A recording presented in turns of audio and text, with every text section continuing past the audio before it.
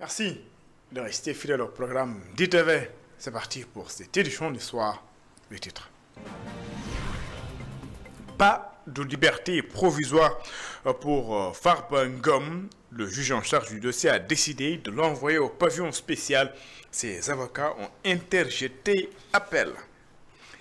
Les ferrailleurs menacent d'organiser une marche le 25 septembre prochain. Ces derniers veulent que les autorités lèvent les axes ou lèvent les taxes sur l'aluminium et fassent respecter l'interdiction de l'importation des ferrailles. Le paiement électronique à la mode des citoyens estiment faire recours à ce mode de paiement plus rapide selon eux. Reportage à suivre dans cette édition. Voilà pour les titres de développement, c'est dans une poignée de secondes.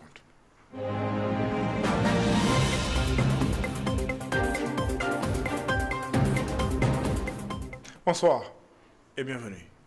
Farba Ngom ne tiendra pas une liberté provisoire. Le juge en charge du dossier a décidé donc de l'envoyer au pavillon spécial. Selon ses avocats, il a été donc notifié à son pôle l'ordonnance par le président du collège des juges d'instruction financière en charge du premier cabinet du pôle judiciaire et financière. La demande de mise en liberté provisoire du député maire des Agnam a été rejetée. Le juge a également ordonné son transfert au pavillon spécial de l'hôpital Aristide Le Dantec de Dakar.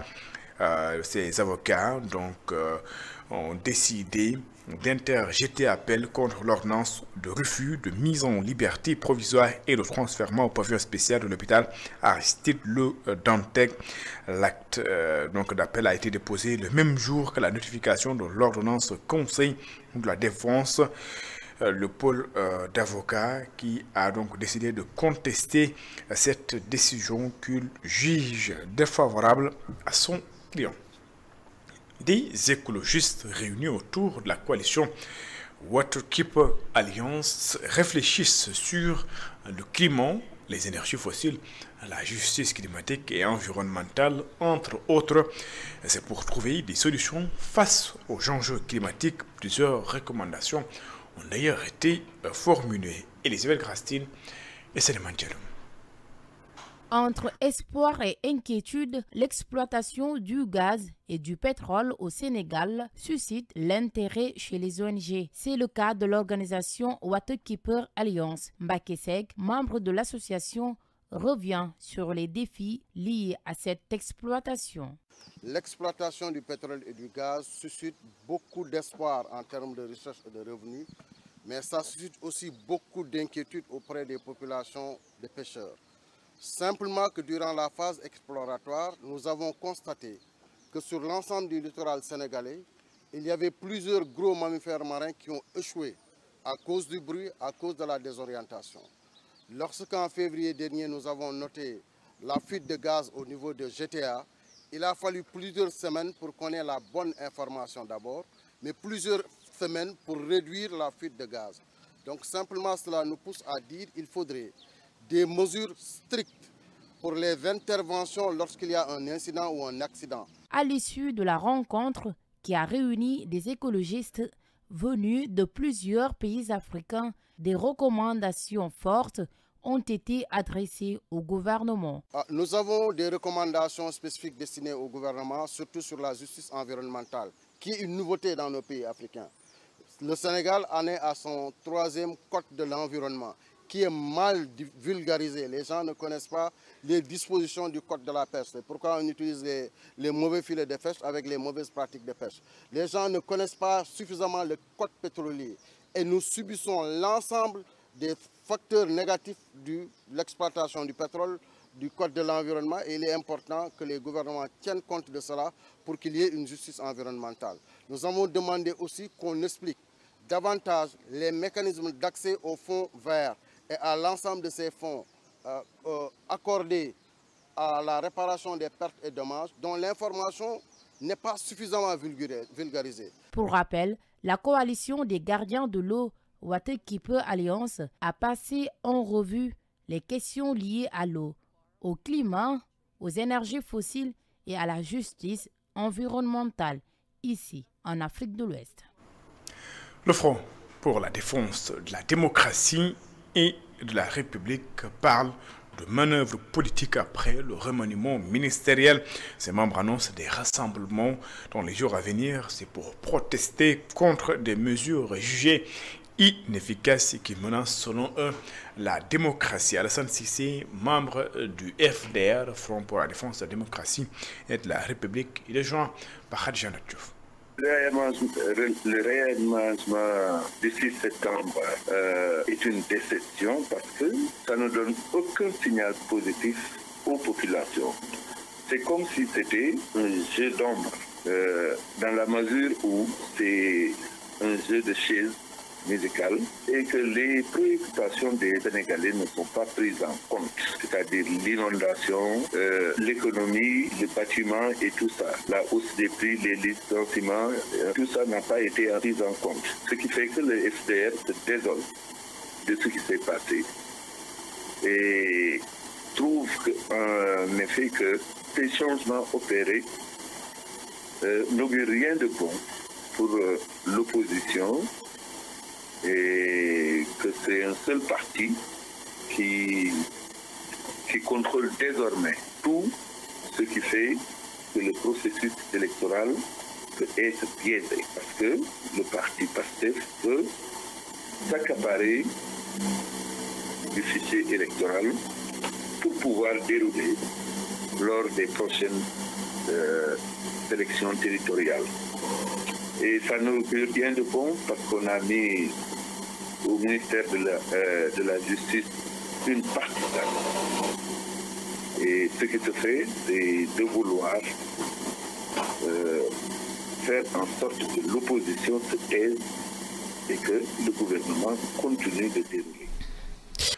Je le disais en titre, les ferrailleurs expriment leur colère et invitent l'État à lever les taxes sur l'aluminium et à faire respecter l'interdiction d'importation de la ferraille. Ces derniers dénoncent une concurrence déloyale des multinationales. Ils annoncent d'ailleurs une marche le 25 septembre prochain si les autorités ne prennent pas de mesures par rapport à cette situation. Voici les explications de Kader Gassama. Il est membre du collectif des ferrailleurs. Il est interrogé par Mohamed Lamine Fati et Cheikh Magatmaï. L'arrêt ou l'encadrement des billets de fer. Les billets de fer importés de Chine créent une concurrence déloyale pour les ferrailleurs locaux. Cela entraîne des pertes importantes pour des ferrailleurs et menace leur survie. Il est nécessaire de mettre en place des mesures pour protéger l'industrie locale, telles que des droits de douane ou des quotas d'importation. Nous demandons l'ouverture de l'exportation de l'aluminium et de la fonte jusqu'à l'évacuation des capacités industrielles. Si nécessaire, il faudra refermer cette exportation pour protéger l'industrie locale. Il est nécessaire de mettre en place un mécanisme de fixation des prix pour éviter les pertes lourdes. Ce mécanisme pourrait inclure prix plancher ou de subvention sur les ferrailleurs. Il est important de protéger l'industrie locale en mettant en place ces mesures tels que les droits de douane ou de quotas d'importation. Les industries ont des difficultés à payer les ferrailleurs.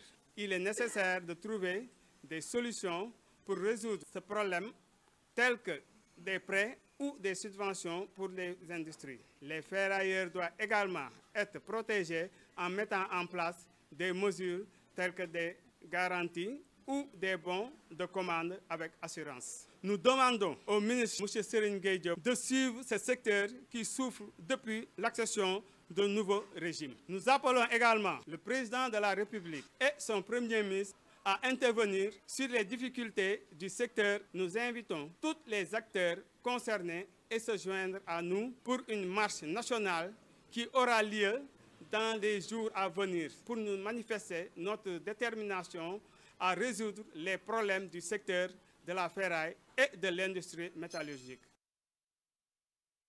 La coopération allemande, le GIZ, en collaboration avec l'État du Sénégal, accompagne la commune de Latmingué dans le cadre de la gouvernance foncière.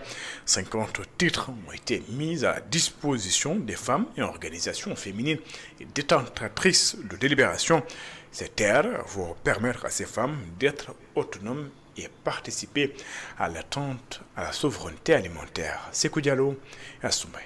50 titres sont remis aux femmes détentrices de délibération dans la commune de Latmingué. Et c'est dans le cadre de l'intervention de la coopération allemande GIZ à travers le projet Sensouf en collaboration avec l'État du Sénégal. Le foncier est le support qui fait le plus l'objet de contentieux ou de conflits entre Sénégalais. Et ça, pour résoudre ce problème, il faudra en améliorer la gouvernance foncière. Et comme les communes sont dépositaires de cette gouvernance foncière au titre du transfert que l'État central a bien voulu leur en faire, il faut que ces communes soient elles-mêmes qu'elles soient outillées. L'absence du cadastre dans les communes rurales constitue un véritable handicap de gestion foncière. Le problème qu'on a entre autres au Sénégal, c'est le problème du cadastre. Il n'existait que pour les zones urbaines. Le cadastre rural fait défaut. Et sans cadastre rural, mais point de planification viable du développement de notre pays, ça c'est clair. L'accès à la terre pour les femmes constitue un véritable enjeu économique qui peut participer à la souveraineté alimentaire. État du Sénégal. Nous avons vu les efforts que l'État du Sénégal est en train de faire pour les femmes, mais il faut que ces efforts soient renforcés, surtout dans le cadre de l'accès à la terre pour les femmes. C'est une affaire très importante pour le développement du pays, parce que si on parle de l'autonomisation économique des femmes, il faut que ces femmes soient actives. Il faut également que ces femmes aient du matériel et des moyens pour pouvoir s'activer.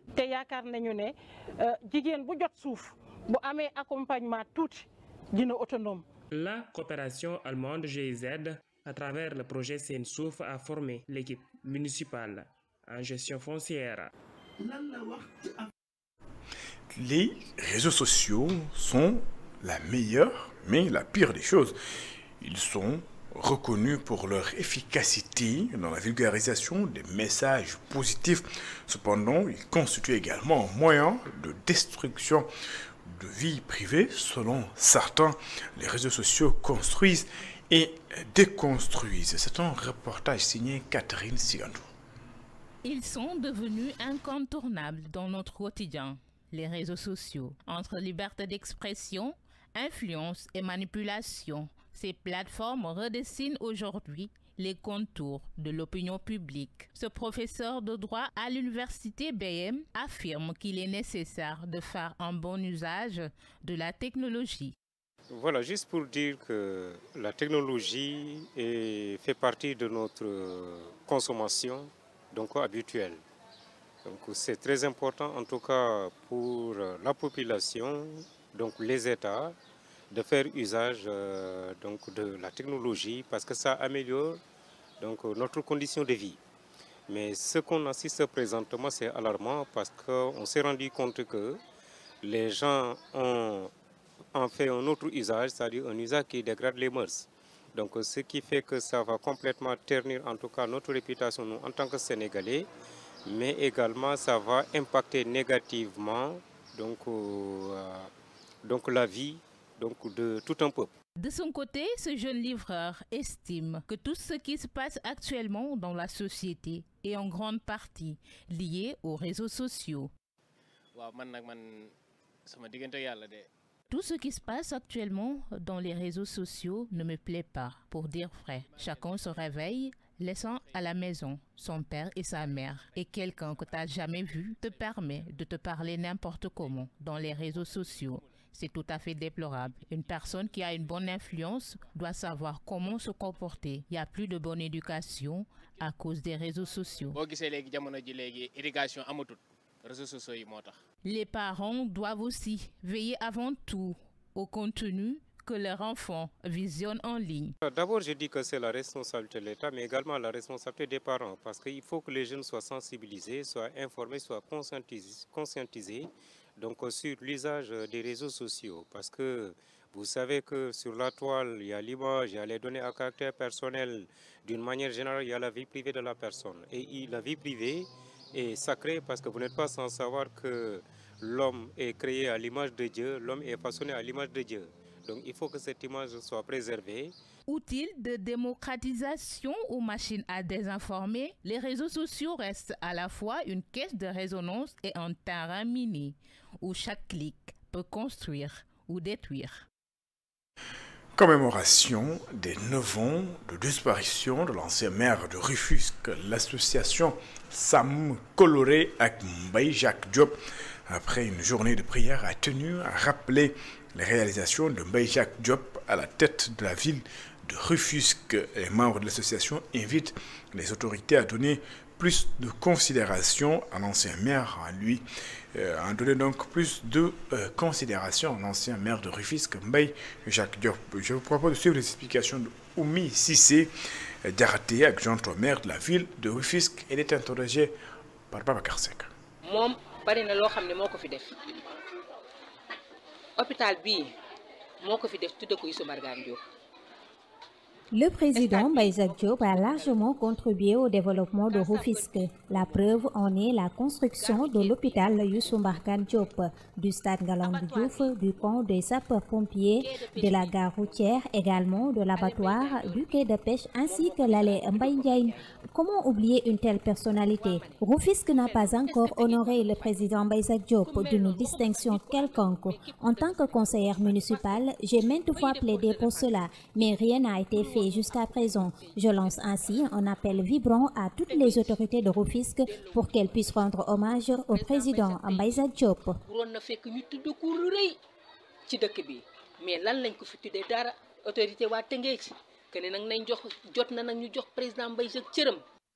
Le paiement par voie électronique est devenu incontournable dans les pratiques quotidiennes des Sénégalais, rapide et sûr, mais très efficace également. Le paiement électronique est l'option privilégiée de beaucoup de Sénégalais.